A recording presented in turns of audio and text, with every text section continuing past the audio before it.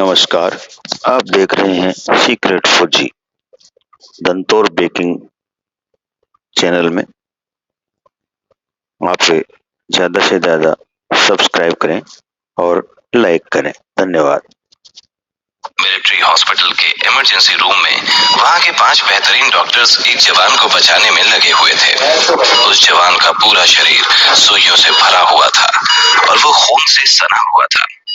Computer पर तो जवान जिंदा दिखाई दे रहा था, लेकिन देखने में ऐसा लग रहा था जैसे उसकी आंखों से जान चली गई हो। उसका शरीर एकदम बेजान लग रहा था। उसी इमरजेंसी रूम के बाहर खून से लथपथ 2 और फौजी अपने फटे हुए यूनिफॉर्म में हैरान परेशान दिख रहे थे। शायद वो डॉक्टर्स के बाहर निकलने के इंतजार में थे। जैसे जैसे ऑपरेशन का वक्त बीत रहा था, उन जवानों की हालत बद से बदतर हो रही थी। 2 घंटे के लंबे इंतजार के बाद आखिरकार ऑपरेशन थिएटर का गेट खुला। दोनों फौजी और उनके कुछ साथी डॉक्टर्स की तरफ दौड़े। क्या वो ठीक है? सबने एक साथ कहा। 4 डॉक्टर्स वहां से सिर हिलाते हुए निकल गए, जबकि एक डॉक्टर वहीं रुककर उनके सवाल का जवाब देने लगे। हाँ, हमने उसे बचा लिया। ये सुनते ही वहां खड़े सारे फौजियों के चेहरे खिल उठे। सबको राहत की सांस आई, लेकिन उन फौजियों के टीम इंस्ट्रक्टर को लगा कि बात कुछ और है। वो पूरी तरह से ठीक तो हो जाएगा ना? टीम इंस्ट्रक्टर ने पूछा। उसके शरीर की चोटों की तो ज्यादा दिक्कत नहीं है, लेकिन जो केमिकल उसको लड़ाई के टाइम पर दिया गया था वो खतरनाक है, और ऐसा हमने पहली बार देखा है। ये डिफेक्टिव केमिकल कैटेगरी में आती है। इसको बचाने में जो देरी हुई है, उसकी वजह से ये केमिकल उसके ब्लड में मिल गया है और इसे वीक बना रहा है। डॉक्टर की बात सुनकर दोनों फौजी सुन्न पड़ गए। वीक होने से आपका क्या मतलब है? क्या इसका असर उसकी ताकत और परफॉर्मेंस पर पड़ेगा? दरअसल केमिकल पूरे शरीर में फैल गया है। अभी ये कहना मुश्किल है कि इस केमिकल का उसके शरीर पर क्या असर होगा, लेकिन इसका असर घातक भी हो सकता है। इसके साथ जो हुआ उसके लिए मुझे बहुत दुख है। देश के ऐसे जाबाज के साथ इस तरह की घटना होना वाकई हैरान करता है। डॉक्टर ने निराश होकर कहा। डॉक्टर की बात सुनकर दोनों फौजी और उनके साथी शॉक्ड थे। दोनों फौजियों के चेहरे पर 12 बजे हुए थे।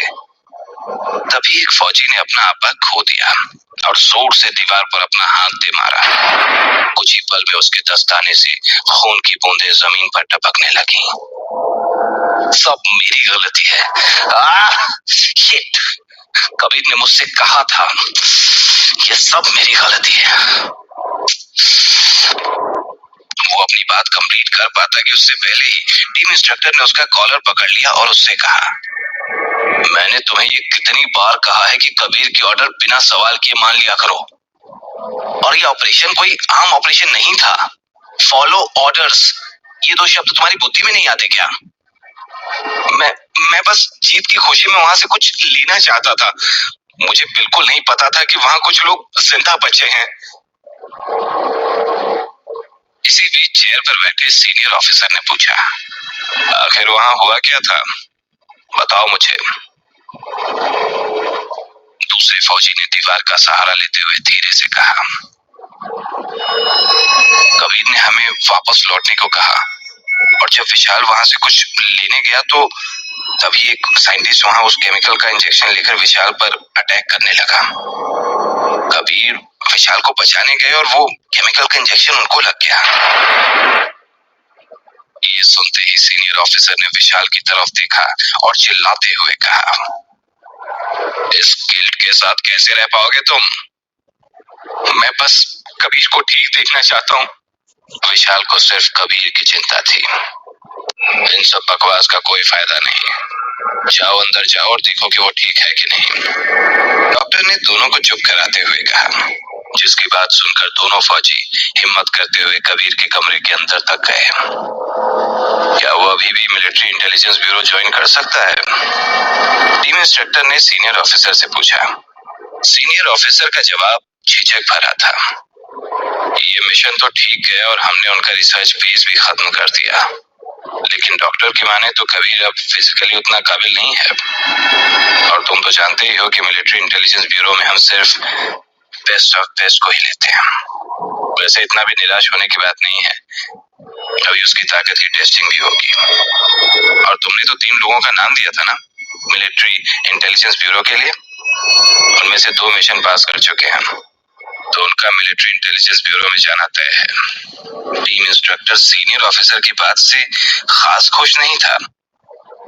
उसी वक्त विशाल जी कमरे के दरवाजे से चिपक कर इनकी सारी बातें सुन रहा था। वो रो पड़ा। दूसरा फौजी भी इस बात को समझ गया था। वो कबीर को कंबल उड़ाते हुए उसी के बगल में बैठ गया। उसके पास कहने को कुछ था ही नहीं, कहता भी क्या। आखिर उसने विशाल को इस बात पर पहले ही 2 थप्पड़ लगा दिए थे। अगले दिन कबीर फिजिकल एग्जामिनेशन रूम के बाहर अपने रिजल्ट का इंतजार कर रहा था। वो चुपचाप अपना पसीना पोंछ रहा था। विशाल भी उसी के साथ शांत खड़ा था। क्या होगा अगर रिजल्ट की वजह से तीनों अलग हो गए? इन 3 लोगों की टोली आर्मी के ज्वाइनिंग के पहले दिन से ही थी। अगर कबीर चला गया तो कुछ भी पहले जैसा नहीं होगा। तभी एग्जामिनेशन रूम से एक आदमी हाथ में फोल्डर लिए कबीर की तरफ आया और उसने कहा, रिजल्ट अच्छे नहीं है, सुनना चाहोगे? आखिर कबीर था तो फौजी ही। चेहरे पर मुस्कान लिए हुए उसने कहा, जरूर सर। उसकी आवाज में कॉन्फिडेंस साफ झलक रहा था। तुम्हारी पावर, स्पीड, ताकत, हर चीज में बहुत बड़ी गिरावट है। कबीर सबसे बेस्ट सोल्जर्स में से एक था और अब उसकी ताकत और तेजी दोनों ही किसी आम आदमी जितनी ही हो गई थी। किसी के पास इतनी हिम्मत नहीं थी कि वो उसे बता पाए कि अब वो मिलिट्री इंटेलिजेंस ब्यूरो को ज्वाइन नहीं कर पाएगा। उस आदमी की बात सुनने के बाद भी कबीर के चेहरे पर हंसी ही थी, लेकिन एक फौजी की हंसी के कई मतलब होते हैं। सबके जाने के बाद विशाल से रुका नहीं गया और वो वहीं पर रोने लगा। कबीर उसके पास गया और उसके कंधे पर हाथ रखते हुए बोला, अपना ध्यान रखना सीखो, अब तुम मिलिट्री इंटेलिजेंस ब्यूरो में जाने वाले हो। और याद रखना, वहां तुम्हें ऑर्डर्स फॉलो करने पड़ेंगे, वहां तुम अपने मन की नहीं चला सकते। कबीर, मुझे माफ कर दो, सारी गलती मेरी है, सिर्फ मेरी है। विशाल ने रोते हुए कहा।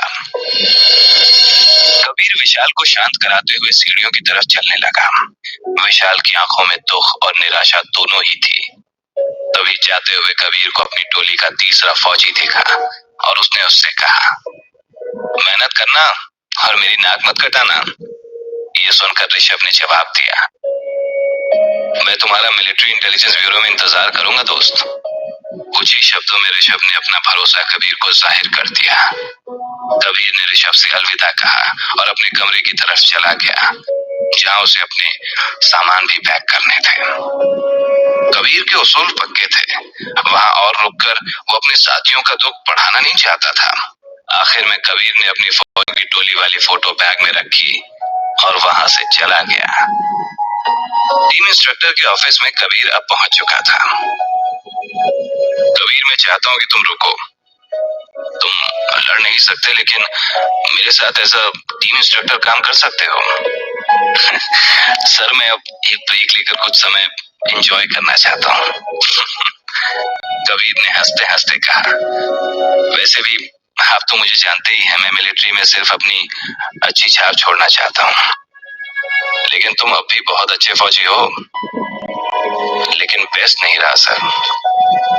कबीर की ये बात सुनकर टीम इंस्ट्रक्टर इसके बाद कुछ नहीं बोल पाया। उसने कबीर को उसका रेफरेंस लेटर दिया और कहा, मैं जानता हूं तुम वापस आओगे। मैंने तुम्हारे लिए अपने दोस्त के साथ पुलिस डिपार्टमेंट में पोजीशन पक्की करवा ली है और वो तुम्हारे घर के पास ही है, दिल्ली में।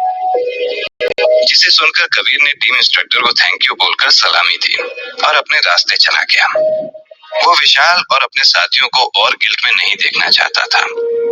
सभी ने मिलिट्री इंटेलिजेंस ब्यूरो में ज्वाइनिंग के लिए बहुत मेहनत की थी और वो भी कई सालों तक। वो नहीं चाहता था कि उसके साथी उसकी वजह से मिलिट्री इंटेलिजेंस ब्यूरो छोड़ दें। कबीर के पिता राजवीर शेखावत उसके बचपन से ही रोल मॉडल रहे हैं। मिलिट्री इंटेलिजेंस ब्यूरो में जाना सिर्फ उसका नहीं, उसके पिता का भी सपना था। वो अभी तो यहाँ से जा रहा था, लेकिन ये उसके आर्मी करियर का अंत नहीं है, बल्कि ये तो एक नई शुरुआत की शंखनाद है। कबीर MIB के लिए वापस आएगा। कबीर के अंदर का फौजी सिर्फ एक एक्सीडेंट की वजह से उसे अपना सपना छोड़ने नहीं दे सकता था। जैसे ही कबीर मिलिट्री कैंप के गेट तक पहुंचा, उसने एक आखिरी बार अपने बेस कैंप की ओर जी भर के देखा। उसने इस जगह पर अपनी लाइफ के सबसे बेहतरीन लम्हे बिताए थे।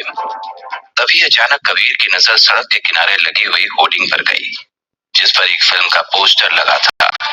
फिल्म के पोस्टर में मशहूर बॉलीवुड एक्ट्रेस जेनिफर एक बेहद खूबसूरत राजकुमारी के गेटअप में थी, और ऐसा लग रहा था मानो वो कबीर को ही घूर रही हो।